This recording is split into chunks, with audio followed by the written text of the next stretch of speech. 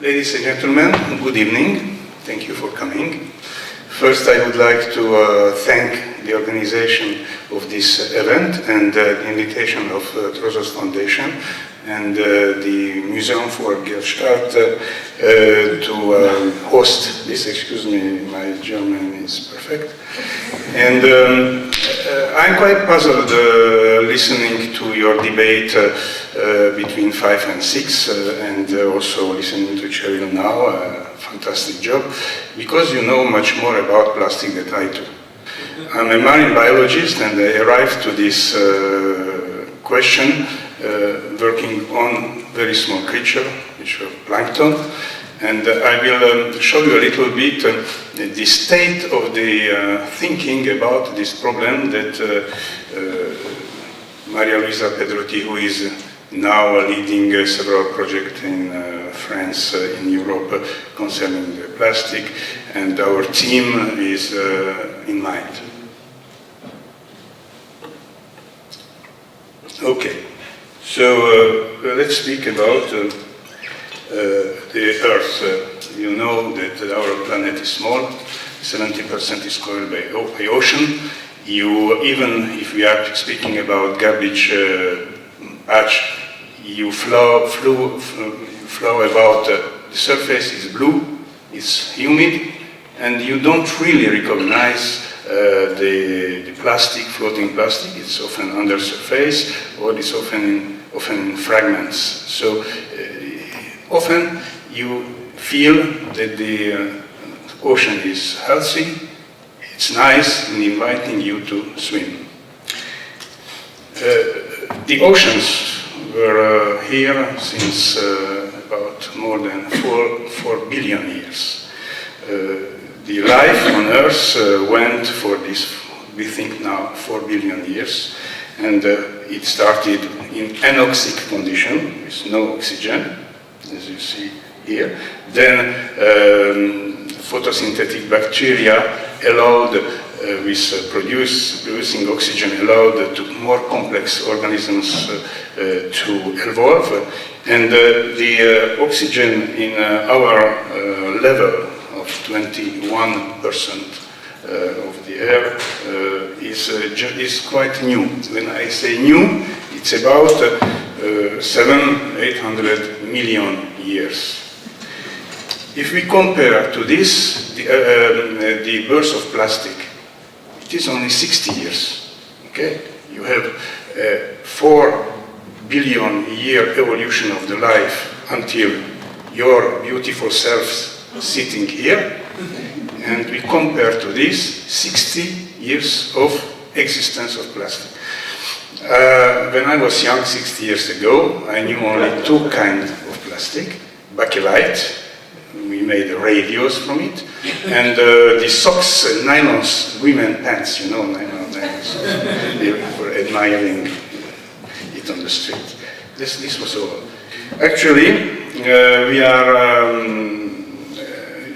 working on 8% of petroleum is transformed to common daily used plastic. It's about 300 million tons per year.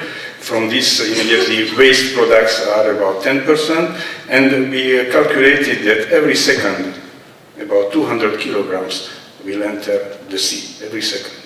So it's quite amazing, because you have several types of plastic. You have plastic that is heavier, denser than the seawater, or lighter. So you will find the plastic on the bottom, as colleague pointed out this afternoon. You will find plastic on the surface, and I will deal only with the plastic on the surface, because this is what is entering into the chain of marine life that I'm dealing with, and you will see it immediately. Where it is come, the plastic, was every day, and sincerely, it is only 60 years long its life. I don't see how to come back 60 years. I don't see how our population, our society can now decide not to use plastic. It is not realistic. But there are several kinds of plastics, and you can see that this is puzzling. The time of use and the time of disappearance of plastic.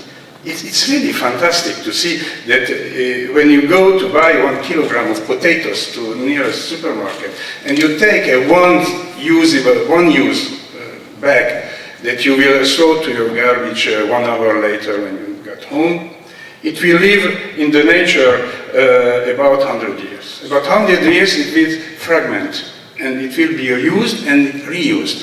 What I'm saying now to my student is, don't throw out the plastic bag. Put it on your plate and eat it directly, because in any case, it will come back to your dish. And I really think it. So I'm just jumping about because you know the subject. There are up to hundreds of years of lifetime of everyday plastic that we are using. And where it is coming from? It is coming from the industrial primary microplastic is the basis of what we will then manufacture the bottles or I don't know what, and of the already manufactured product that is breaking out. This is the two main sources of mostly floating plastic, but industrial plastic like PVC will sink more easily. And all this plastic is coming into the food web. How? It is competing with the real prey of organism. The plastic can have all the sizes and all the forms, which will be in competition of other forms, living forms. And I observed the crustaceans or other organisms actively feeding on plastic because they will not distinguish. Some of them distinguish, some of them don't. Most of them are not distinguishing. So you have the organisms that are choosing the particles mostly by touch, and they are swallowing everything. They are always hungry. And so their stomach may be filled up with plastic. There are hotspots of plastic. It goes from millimeter or half a millimeter size organisms to baleen whales, 30 meter long, which are filtering. So I will show you only two short food chains. One up here, it's a copepod. It's the most numerous small crustacean in the oceans in the world, which is the basis of the food of fish. And you see in its stomach the two green patches, which are two plasticky ends under microscope. It's actively feeding on plastic. It's bringing it to his predator, which is a fish, who is eating the prey. Is already with plastic and is eating the plastic without the prey. Okay, and then its predator, nice image from the net. You see the fulmar or the bird who is eating the small fish, and the plastic, because he has no such evolutive brain that he can distinguish between two forms. We neither. So you see how it goes with organisms that are choosing the food. Below you have a protist, a unicellular half a millimeter or tenths of millimeter long organism which is filtering just water and filtering the molecules, filtering the very small pieces of plastic. It's the food of krill. Krill is a shrimp which is very numerous in polar region. It is a basis of the food of baleen whale, which will eat it with plastic and it will filter also the plastic out of the water. There is another level of problems. These are chemical pollutants made by man, fertilizers. Man made the fertilizers that does not exist, molecules that does not exist in the nature, ammonium nitrate, which is also an explosive. This is giving food to more or less 7 billion human beings. If we do not fertilize the earth, we will have nothing to eat. But this fertilizer are fertilizing also the sea. And then you have these big blooms and you have desoxygenation of the sea, which is now progressing. And when we see some years in US eastern coast, the dead fish by thousands of tons were washed up on the beach, it is because they had no oxygen. They had no oxygen for different reasons. But one of the reasons is the overproduction of algae due to fertilizers. Besides of the fertilizers, you have toxic products from agriculture, pesticide, fungicide, and so. From medical science, from industry, phthalates or bisphenol A and so, which are working strongly on us because our children and grandchildren will be strongly impacted by all this small amount accumulating in all the tissue of organisms in the earth, including us. The plastic is hydrophobe. It's the chemical molecules are adsorbing, sticking to the plastic very easily in large quantities. And then it is released in the digestive system and is accumulating in the tissue. And we proved it by sampling the tissue of baleen, of fish, or top predators that are full of toxicity. The French government warned the French citizen not to eat more than once a week for women, mostly pregnant or old people, once a week fish from the Mediterranean, large fish. But also sardines are a lot of lipids.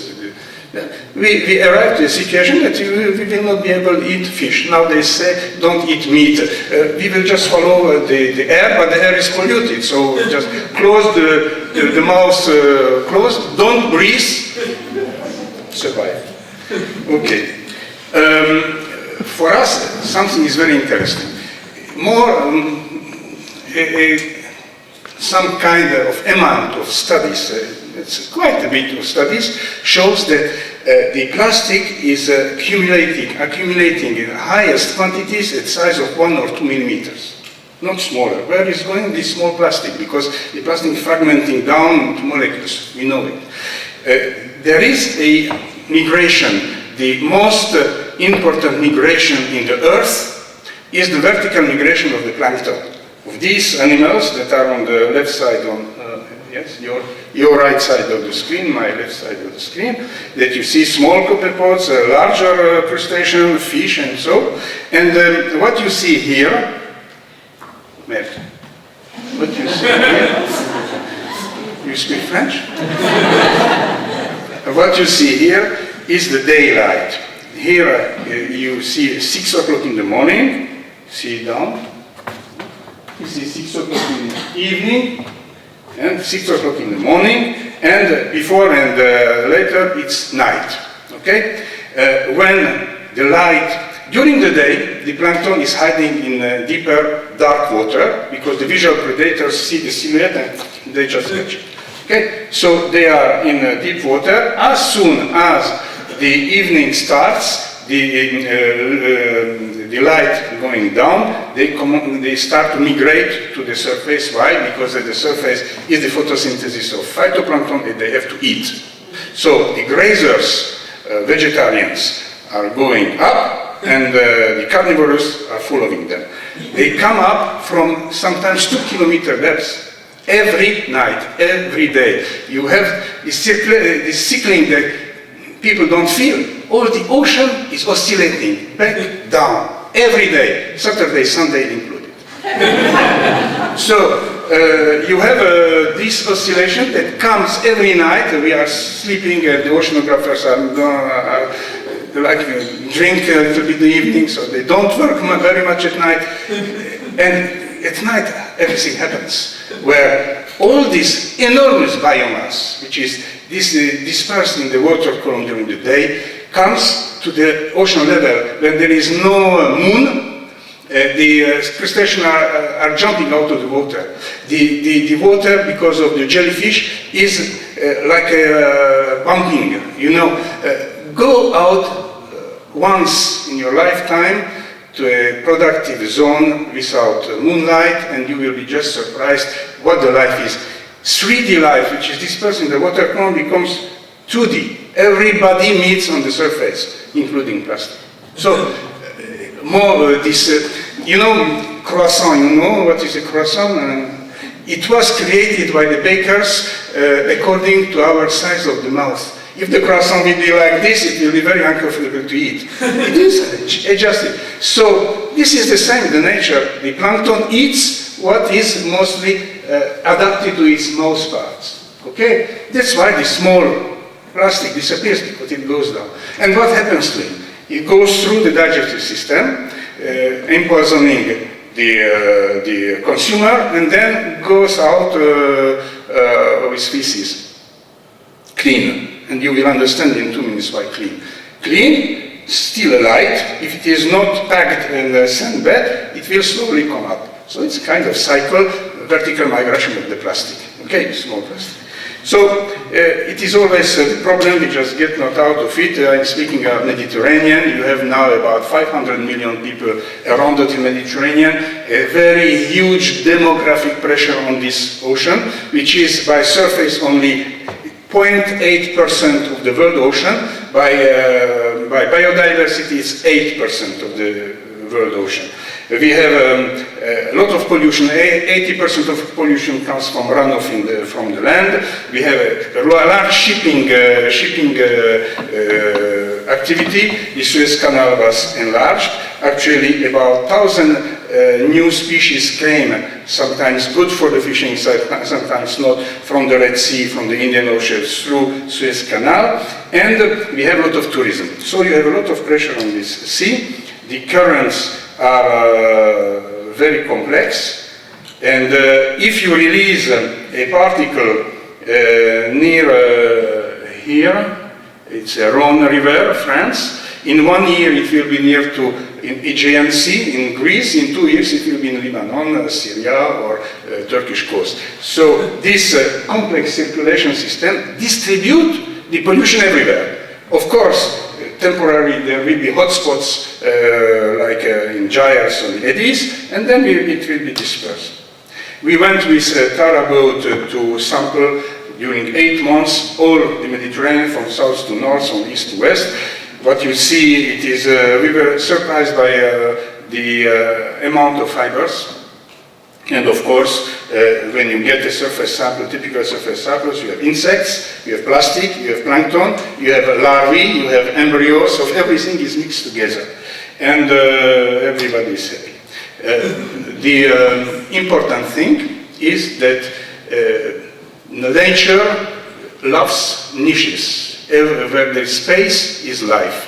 In the plastic is life. All plastic is colonized. First by bacteria. You see, biofilm is very quickly settling on plastic, then different algal species.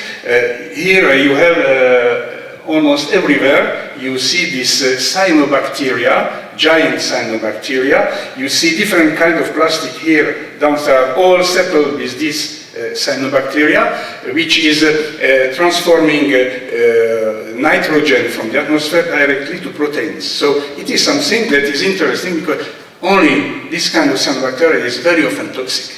So it is interesting, but not so much. You have mollusks, you have crustaceans, everybody is hitchhiking, is living, is occupying the space. For me, as a marine biologist now, the sea changed. You have the bottom, we call it benthos, you have the water column, you have the surface.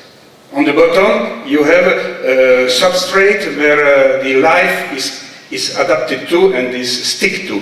Now we created a surface benthos, surface benthos solution. We closed the box, and the organisms that normally had to find a rock to settle down, they can swim upstairs and they will find the plastics to settle down. The problem is, there is no rock before plastic, the organisms could not widespread because the rock where water was deep, there was no more coastal population. Now, with the plastic, they can go everywhere. So, just quickly to say that we found nearby Nice about 600,000 particles per kilometer square. Every square meter you have particles visible to eye. Okay? Red dots, you see that even in the open water, you have a lot of particles. You have hotspots in the Mediterranean. What to do? We speak about, I have my ideas too, everybody has his ideas. I think that the French government made a good decision to ban the plastic, one-use plastic bags starting next year. It is extremely important. The packaging is about 60% of the pollution, surface pollution that we see. I think personally that we have to clean the rivers first. I'm speaking about the Mediterranean. I understand the problem of Cherry spoke about the open sea. This is another question that I don't want to speak about it now. We can clean the runoff. We can do that. It's not very expensive. We will decrease the input of plastic to the sea. We have to clean the beaches, but industrially. Every 6 months, because in Mediterranean, with the currents and with the wind, every plastic will end up sooner or later on the beach. If we decrease the input and we take out what is on the beach in order not to get it back with storms, then we decrease actively, and we can monitor it, and in a limited time we can clean the Mediterranean surface layer. I'm sure of it. And lastly, this is an art piece that I really like from Fabrice Montero. It's called The Prophecy. There is an enormous problem, which is a political problem, and bottom-up citizen action can do something about. There are the open dumps and the landfills. The garbage in open air, which is extremely dangerous, this widespread, this goes everywhere. It's an enormous source of pollution that we have to deal with it. Thank you very much.